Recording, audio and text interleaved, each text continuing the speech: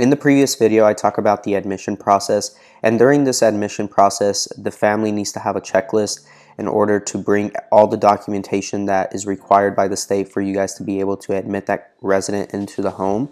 So I'm actually going to talk about the checklist and run down through the checklist. So make sure you guys grab a pen and a notebook and take some notes. What's up, everyone? I hope you guys are all doing well. If you're new here, my name is Serge. Welcome to the channel. To all my reoccurring viewers, as you guys know, I really appreciate every single one of you guys. So before I start, to all my reoccurring viewers, you guys already know this, but to all my new viewers, make sure you guys go join this Facebook group that I created. It is called Legion Assisted Living Academy, and I'm going to link it down in the description, and I'm also going to put it up here, so make sure you guys write it down and go follow that group and go request yourselves in there. I will be running the group, and it's a really awesome group so far. I know it's small, we got 15 members, but let's keep it growing. So without further ado, let's jump into this checklist. Guys, I'm actually going to be reading off the checklist, so don't mind me actually looking down and reading off what I have on the checklist. I just want to make sure I don't miss anything, and I want to make sure that you guys get all the information possible in this video and everything that's on the checklist. So guys, get those pens ready and let's get moving. So the first thing that I like to do, you are giving this checklist to the family. So I like to make sure I have like a nice note at the top of the checklist that says, "Thank you for selecting Legion Manor Assisted Living. To make sure that this transition is smooth, we will need the following completed and returned 48 hours prior to the move-in day."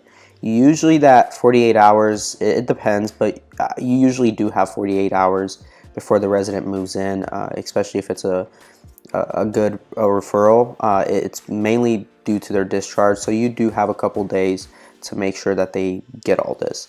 So first thing I have after that is notify family medical practitioner that you and your loved one will be residing at our facility. Okay, so then I have step one.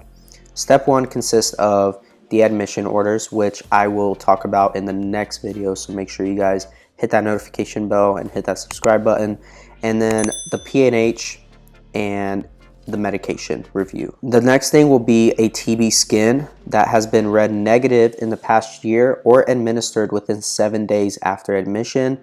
Also, you could have a chest x-ray less than 3 years old signed off by the medical practitioner.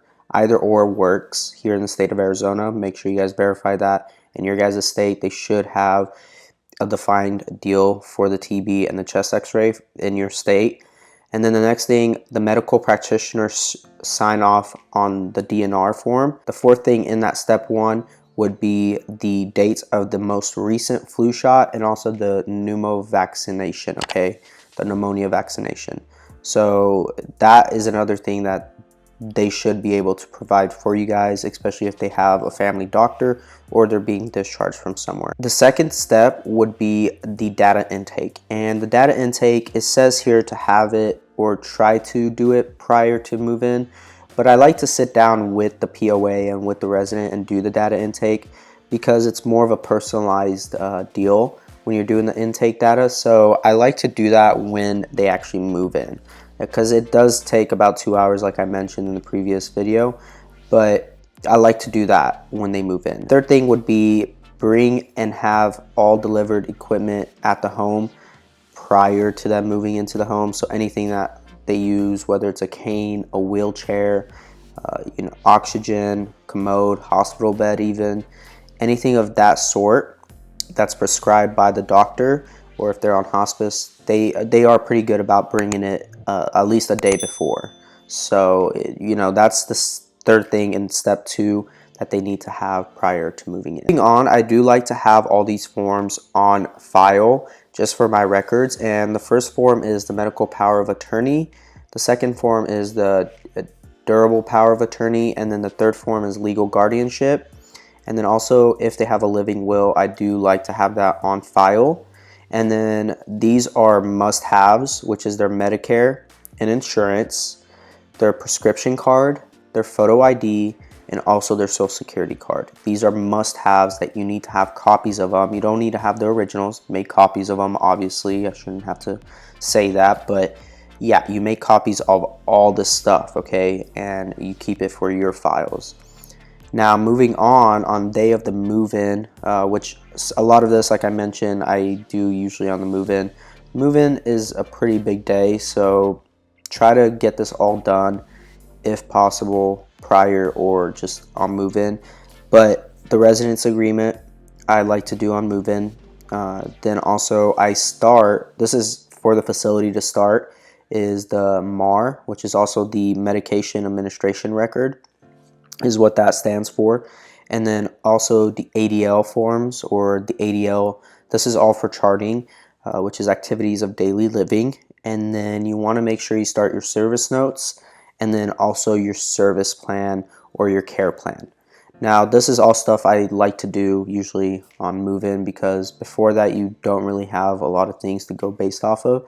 So you can't really start a MAR, you can't really start anything until they're actually moved in. Now, that is pretty much the breakdown of the checklist, guys. And make sure you guys are taking notes of all this. Everything I kind of went through, this is stuff that you guys will need to have in order for them to actually move into your facility. And it is very vital that you guys get this all properly done. And it can be a little overwhelming for the family. So that's why you want to make sure, as soon as you know that they're going to start moving their loved one into your facility, make sure that you guys hand this to them to be able to make the transition really smooth, like I mentioned in that first paragraph, or that little note that I have for them. And it does help a lot to make sure that you guys get all this stuff and get prepared to actually move them in, because when they do move in, you want the next couple of days to be an adaptation period. You do want to make sure that they are being noticed and that they are feeling loved in your facility. So make sure you guys get all this done, guys, and I will talk about the admission orders in the next video, which is the one form that you do need to have the doctor sign off on, and I will break that down for you guys and why that's so important for you guys to have this is prior to them moving in, because this is giving you permission to actually accept the resident into the home. And I will tell you guys why it's so critical and how it's giving you guys permission to actually admit that resident into your home. And then I will move on and talk about the DNR form in 2 videos from now. So make sure you guys do hit that subscribe button, you guys stay notified, because I know this is stuff that you guys really want to know, and this is knowledge that a lot of you guys are probably lacking and are like, what the heck, how do I do it? How do I even go about the admission process? How do I do all this? So we'll make this kind of a series called the admission process series, possibly. So, and then we'll kind of move on through there, and I'll break down everything for you guys. So make sure you guys hit that subscribe button. I said that probably way too many times.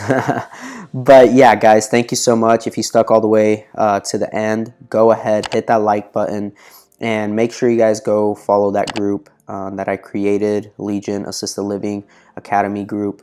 And ask me questions there about this video, about any other video, or about any other topic that I've talked about, or anything that I haven't talked about. Make sure you guys go ahead and ask in there. And yeah, guys, I will go ahead. Make sure you guys watch all these other videos, and I will see you guys all in the next video. God bless. Peace.